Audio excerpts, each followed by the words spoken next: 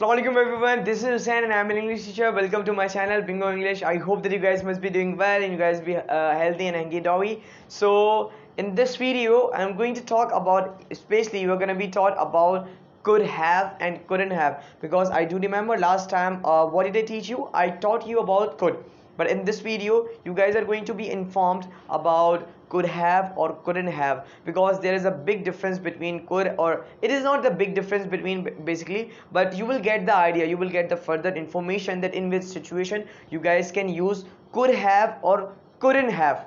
Fine, so till the end you guys need to watch the video to understand about the difference between could, couldn't have, could have. So I hope that you will be able to understand it, and if still you haven't subscribed my channel, so guys please subscribe my channel and press the bell icon for watching upcoming videos. It means that you will get the notification. So what do you think? Let's begin the video.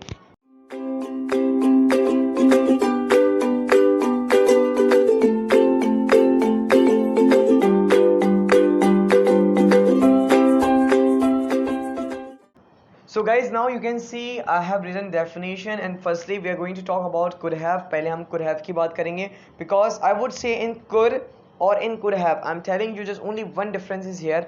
Could talks about past as well and future as well. Could talks about past, जैसे कि if I came over there I could meet you, यानी अगर मैं वहाँ आता तो मैं तुमसे मिल सकता था. So यहाँ पे जो could बात कर रहा है वो यहाँ पे possibility, past possibility की बात कर रहा है कि आप when you were younger और when you were younger you could do that, इस तरह से जब तुम बचपन में थे तो तुम कर सकते थे.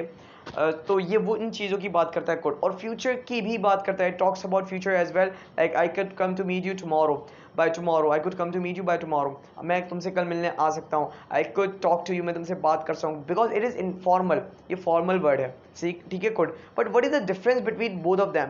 जो could have है ये just only past की बात करता है, just only past, you are gonna use past. जैसे कि वो बहुत अमीर था, वो गाड़ी खरीद सकता था. He was rich, he could have bought a car. सही है कि वो बहुत अमीर था, वो गाड़ी खरीद सकता था. even though you can use he could bought a car, he could buy a car. आपने could के साथ फर्स्ट फॉर्म लगानी, he could buy a car. मगर अगर आप चाहो तो आप could have को भी एज अ पास्ट, बिकॉज क्योंकि ये प्योर पास्ट है, ये सिर्फ पास्ट की बात करता है. कुड जो है आपका फ्यूचर और पास्ट की बात करता है. Simple sentence I would say, but before that I will be telling you suppose definition as well. When something was possible in the past but did not happen, कि कोई काम जब पॉसिबल था, आप पॉसिबल था नहीं कर पाए, तो कुड भी इसी चीज की बात करता है. When something was possible in the past, when something was like when you were able to do something in the past but you couldn't do, आप कुछ करने के काबिल थे मगर आप नहीं कर सकते. कुड भी वही डेफिनेशन की बात करता है, बट कुड में डिफरेंस क्या है, वो फ्यूचर की भी बात करता है, आस्किंग क्वेश्चंस के लिए भी यूज किया जाता है. इसमें डिफरेंस, ये सिर्फ पास्ट की बात करता है. When something was possible in the past but couldn't happen, जब कोई चीज मुमकिन थी पास्ट में मगर वो नहीं हो सकी. जैसे कि I was knowledgeable person, I could have been a teacher.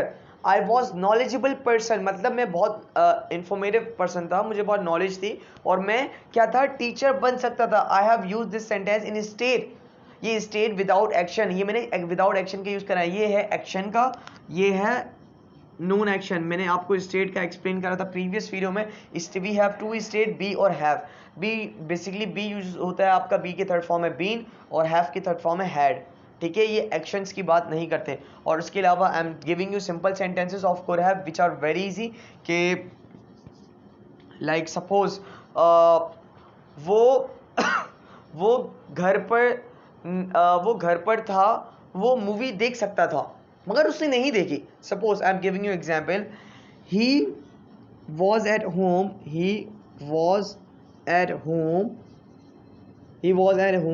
he could have watched, we are supposed to use eerie movies. ठीक है, सो यहाँ पे आप पहले आपने पास्ट सिंपल यूज करना है. You guys are suppose to use past simple. You can not say he is at home so he could have watch. No, आपने यहाँ पे पास्ट, आप पास्ट की बात, प्योर पास्ट की बात कर रहे हो. ठीक है, जैसे कि वो बहुत बदतमीज था, मैं उसके चमाट मार सकता था. Suppose sometime you say that he was ill bred, we are suppose to say ill bred. I could have slapped on his face, मैं उसके चमाट मार सकता था. I could have slapped. So यहाँ पे आपने थर्ड फॉर्म लगाई है. सो इसी तरह से आप इसके सेंटेंसेस बनाओगे. I hope you must have understood the situation. जैसे कि आप ये बोल सकते हो कि I was at school. I could have given the test. मैं उस स्कूल में था, मैं टेस्ट दे सकता था, बट क्या हुआ, उसने टेस्ट नहीं दिया. जैसे कि मैंने आपको अभी बताया है कि वो बीमार था, वो बीमार था, वो डॉक्टर के पास जा सकता था मगर वो नहीं गया. he was ill, he could have gone to the doctor. Are you getting my point? कि जब कोई काम होता है मगर वो नहीं कर सकता, उसके लिए आप could have यूज करते हो. But now we are going to move on couldn't have. I hope you must have understood the sentences. I am giving you more sentence और could have की भी देने वाला हूँ. जैसे कि उसके पास बहुत पैसे थे, उसके पास बहुत पैसे थे, उसके पास गाड़ी हो सकती थी. So now we are going to move on our another structure which is couldn't have. But before that I can tell you more sentence of could have had कि उसके पास हो सकता था. Like you can say I'm giving you one sentence. He was a seller of mobile. He was, suppose I'm just giving you example, he could have had a lot of phone. He could यानी वो था और उसके पास हो सकते थे. We are predicting but we don't know that he had or not. क्या हमें नहीं पता. He could have had a lot of phone. He could have had a lot of phone. Fine. So in this way आप ये sentences बना सकते हो कि आप ये कह सकते हो he was a teacher. He could have had information. वो टीचर था, उसके पास information हो सकती थी. यानी हम pretend कर रहे हैं, हमें नहीं पता, हो सकती थी, हो सकता नहीं हो सकती. ठीक है. So he could have, उसके पास information हो सकती थी. Fine. So in this way we can make the sentence of could have. Now we are going to move on couldn't have. I hope you must have understood. ये could have been का भी बहुत ही आसान है. Could have been जैसे कि उसने ठंडा पानी पिया था. Suppose I am giving you example. उसने ठंडा पानी पिया था, वो बीमार हो सकता था. या उसने अनहेल्दी फूड खाया था, वो बीमार हो सकता था. He ate unhealthy food. It will be made in action. He ate unhealthy food. He could have been ill. वो बीमार हो सकता था मगर नहीं हो पाया. सही है. So in this way we are making the sentences of this could have. So now we are going to move on couldn't have, where you will get the more idea that what's the difference between both of them. So now I'm going to write the lecture. So guys, as you can see, I have written definition of couldn't have, or couldn't have means could not have. So it is very simple. I would say it is a negative of could have, but we must know the difference. Like we need to know the definition as well, otherwise we will not be able to understand and about the formation as well. कि इसमें जब कोई काम हम काबिल, यानी ना तो हमारे पास उसकी अपॉर्चुनिटी थी और ना तो हम उसको कर सकते थे, ना तो when something was not possible, जो काम वो हो ही नहीं सकता था, पॉसिबल ही नहीं था, but did not happen, और हुआ भी नहीं.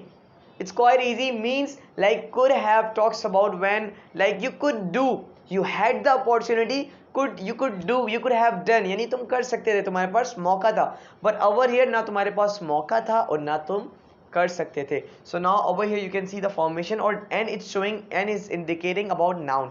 जैसे कि suppose I got late. I'm talking I got late. I got late. I got late. I couldn't have gone to school.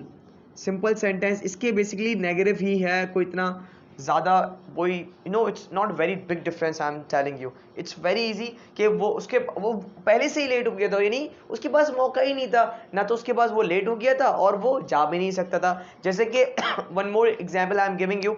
I did not have balance in my mobile. I couldn't have called him. Did you understand कि मेरे पास mobile में ना तो balance था और ना तो मैं उसको कॉल कर सकता था. नीदर वो वाले सेंटेंस नहीं. Example I am just giving example.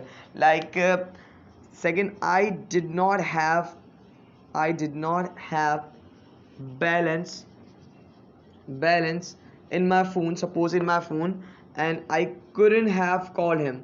Sorry, I couldn't have called him.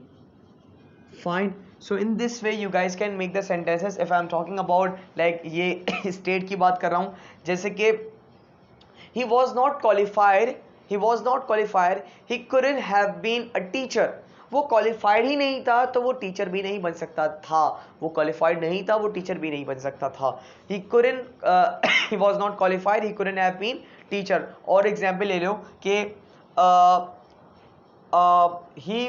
he did not have the knowledge, so he couldn't have been a doctor. Simply अगर मैं कहूँगा कि उसके पास इंफॉर्मेशन नहीं थी, वो डॉक्टर नहीं बन सकता था. या आप ये कह सकते हो he couldn't have the experience of salesman, he couldn't have been a sailor. उसके पास एक्सपीरियंस नहीं था सेलमैन का, तो वो सेलर नहीं बन सकता था. तो यहाँ पे ये और सिंपल सेंटेंस couldn't have में यही बात करते हैं कि जब उसके पास opportunity, suppose he did not have